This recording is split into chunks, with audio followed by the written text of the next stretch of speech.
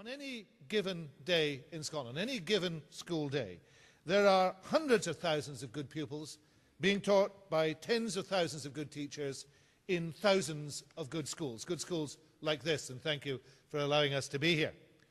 But I should add to that line that all those pupils are being supported by hundreds of thousands of good and involved and concerned parents who want the best future for their children and know that by being involved in their children's education, they can help to guarantee that. I believe that Scottish education is providing the firm foundation for the future lives of our young people in Scotland. It's not perfect, it can always be improved, but there is a great deal of good achievement. And I want to make sure, and it's my statutory duty to make sure, that Scottish education is as good as it can be, and that we are delivering the very best that we can deliver. So how do we do that? Well, I think curriculum for excellence is at the very heart of how we do it. But I think what parents want most of all, and what teachers want most of all, is some stability in delivering Scottish education. So in terms of curriculum for excellence, let me at the very outset make this pledge to you. My own view is that curriculum for excellence is where the action is. It is the big idea in Scottish education. And in this administration, and I hope if re-elected in the next administration, I won't be trying to tinker with the system. I'll be trying to make sure that curriculum for excellence is delivered in the strongest and most professional way possible right across Scotland. Because I think that Scotland has already been brave and wise enough to embrace the reforms that will make our education system really fit for purpose in the 21st century, that will prepare all our children for life, for work, for leisure in a globalized and modern world. And I believe that both because of the origins of curriculum for excellence, I'll go into a moment, and also because of what I see elsewhere. Last week, I was in Hong Kong, Shanghai, and Beijing on a trip for education, talking about Scottish education, particularly about higher education. But everywhere I went, the real challenges that were being talked about in school education were precisely the challenges that we're facing with curriculum for excellence.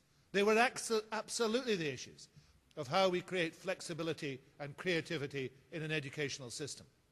And I was very proud to be able to say that we were tackling those. We were moving ahead with them, but I didn't actually have to say it, because so many people knew we were doing that and knew we were leading the world.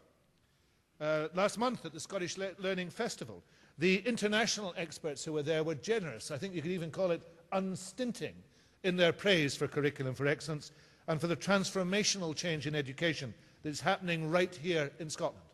And that doesn't mean it's perfect, but it does mean it's of the highest quality, and it does mean we're going in the right direction. So I'm guaranteeing a period of stability to finish that job, to make sure that curriculum for excellence fully embeds right across our education system, from the very earliest years, right through to further and higher education. And that's a job I want to see finished. Because what we've got is something good. It arises out of an agreement that existed right across Scotland and across the parties after devolution, after 1999, that our system wasn't what we wanted it to be. That it was too fragmented, that it was too shallow, it didn't have enough depth in it, it was over-examined, it was over-inspected, it wasn't fit for purpose. And that wasn't my idea or the SNP's idea, it was the idea right across politics, right across the educational spectrum. And what we all decided at that stage is that the system should change in order to provide what was needed in the 21st century. And that's what we've done, progressively and carefully. And the best education systems in the world have a consensus about what they want to achieve. And curriculum for excellence was built from a consensus in Scotland. And I never want to lose sight of that consensus. And I'm constantly trying to make sure it continues to exist, even in difficult political times. And everywhere I go, and I'm lucky, I go to see an awful lot of schools. Everywhere I go in Scotland, I see great education because I see curriculum for excellence in action. Last month at a parents' meeting in West Linton, I participated in an excellent discussion about curriculum for excellence. Real issues, real questions being asked, but a knowledge that we were going in the right direction. Just a couple of days before, I was in East Kilbride at Sanderson High, where I saw the sound of music being used in an interdisciplinary project, with some severely challenged young people. Curriculum for Excellence in Action. And the month before, I was in North Uist at Pable's School. The best visual display of the 4 capacities that I've ever seen. A constantly changing collage of pictures that young people put up themselves that demonstrate what they're learning. And on the very first day of this term, I went to Cardinal Newman High School in North Lanarkshire, a secondary school that's fully embraced Curriculum for Excellence principles, which has cross-subject structures in place, and whose young teachers gave the most fabulous presentation about their enthusiasm for Curriculum for Excellence at a conference I was at in Glasgow. So what does it do? It enables learners to develop a depth and breadth of both knowledge and a range of critical skills. It offers more personalization and choice for young people in how and what they learn. It offers the opportunity for you, the parents, and all staff to work more closely to support children's learning, to support their progress and their transitions. It enables our practitioners to exercise their professional judgment, allowing them to teach more creatively.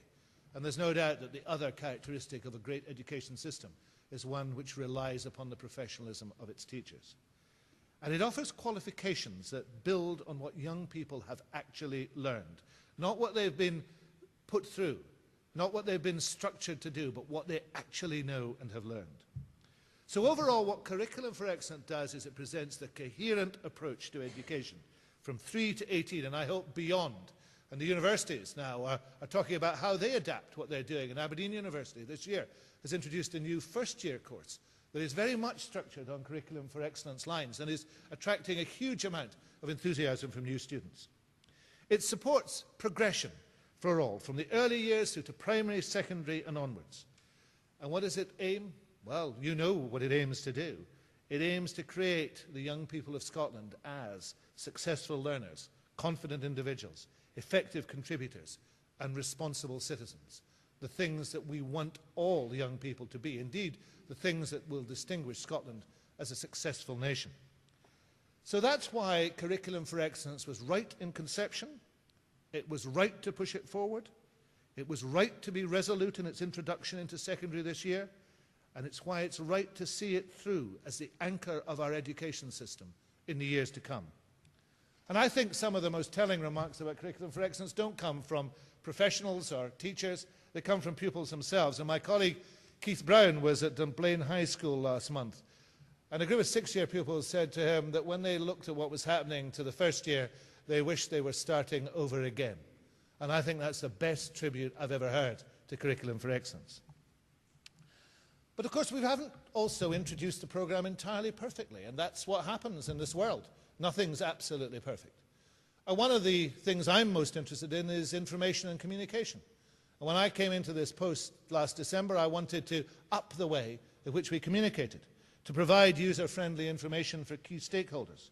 So with your assistance, with the assistance of the National Parent Forum, we have developed a range of materials which I hope have been useful.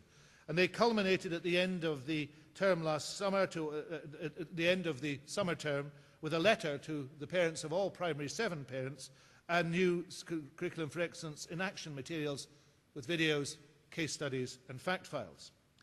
And those materials were called in the communications jargon a toolkit. But what they really were the window you could open up to discover what Curriculum for Excellence was really about. Now, I think we've got more to do in that regard, and this morning I'm very pleased to say that I'm publishing 3 more of these useful leaflets that actually can tell you about Curriculum for Excellence. One on health and well-being, one about supporting pupils, and one about the advice that parents can get to make sure that they're better informed. And a common theme in Curriculum for Excellence has to be that parental involvement. All the changes we make, we have to take parents with us. Parents have to be well informed, and indeed parents have to influence those changes. Parents already play a vital role in Scottish education, for their own child, for the local authority, for the school, and now at national level through representation on the Curriculum for Excellence Management Board. And I was very pleased that your chair was able to take that post up, and he's playing a very active role in the Management Board. But what Curriculum for Excellence can do is also redefine education in that regard, to make sure that it is a partnership activity that involves parents. And we can do it despite the challenges, and particularly despite the financial challenges, because I need to mention them this morning, there is no doubt that nobody could have known when this programme started that we were going to be in such difficult times. And it's an entirely legitimate question to say, is this the right moment to carry on with the programme? Well, it is. It has to be. Because Curriculum for Excellence will deliver more value in Scottish education than we have had before. And we have to complete the programme we're in. And that is going to require teachers particularly going the extra mile at a time when resources are very tight. But I believe our teachers are focused on the well-being of our young people, and I believe they will go that extra mile to make sure, even in these difficult times, we can fully deliver this programme. We have to, in the words of the slogan, the famous slogan for Apple computers in the 1980s, we have to think different. The requirements that are upon us, given the serial financial mismanagement that has come from south of the border, and the fact that the Scottish Parliament lacks the normal powers of a normal Parliament, means that inevitably we are going to have to make the reductions in expenditure that we are essentially being told to make. We're going to make them as sensitively as possible, and one of my guiding principles is that those who have least should not be asked to have less. But even so, it's going to be difficult, right across Scottish society. But what we won't get prizes for, any of us, is the elegance of the cutting that we do. What we'll get prizes for is retaining the vision that we have of what we want to achieve in this country. And at the very centre of my vision as the Education Secretary is Curriculum for Excellence, and is the important things it can deliver for us. But I can only do that as part of a dialogue, part of an exchange of information. And outside in the hall there is the demonstration of a website called Engage for Education, which I've started. My father was a teacher, and he always used to say that nobody ever listened to teachers. So there's a wee bit of this website that's a tribute to him, to say that I think that at the highest levels in government we should listen to teachers, and we should listen to parents, and we should listen to pupils. And what Engage for Education is a direct debate between myself and my colleagues, Adam Ingram and Keith Brown, and parents, teachers and pupils and wider society. I used it to put on my blog from China, to tell you what I was doing which you were paying for. And I use it for all those purposes.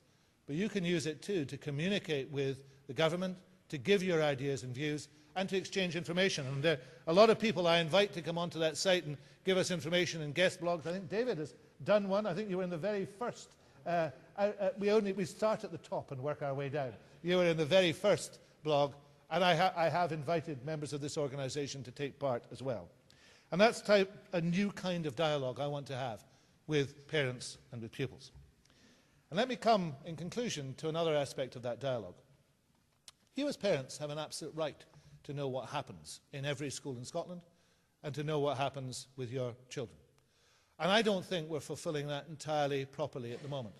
We have a statute that requires each school to publish a school handbook. And there are regulations in law that govern what is in that handbook. Now, it might have been relevant 10 years ago, but I think it's pretty much out of date now. And I'd like this organisation to be deeply involved in helping us to redesign that system, to helping us to work out what information you really need and how you should have it. So I'm launching today a dialogue and a consultation on the publication of the school handbook. And I want to deliver better methods of giving information to parents, which we can do by changing the law that governs the school handbook. So that will open up very shortly. I think the consultation material will be on the web in about a week's time. And I hope you will all participate, the organisation will participate, and I hope we will get something better than what presently exists. Now, I'm very much open to question this morning, and I'm happy to talk about any topics that occur to you, starting presumably with Curriculum for Excellence. But before I do that, let me leave you with this thought. Education is probably the most important thing we do as a society. And there's a lot of debate and discussion about it in Scotland. But where education really succeeds, I've said already and I want to repeat it, there are two things that you can see. One is that we find an agreement about what we're trying to do, and I believe we've got that now in Scotland, the Curriculum for Excellence. And the second one is we invest in our teachers. We trust our teachers to teach, and we expect our teachers to be of the highest quality.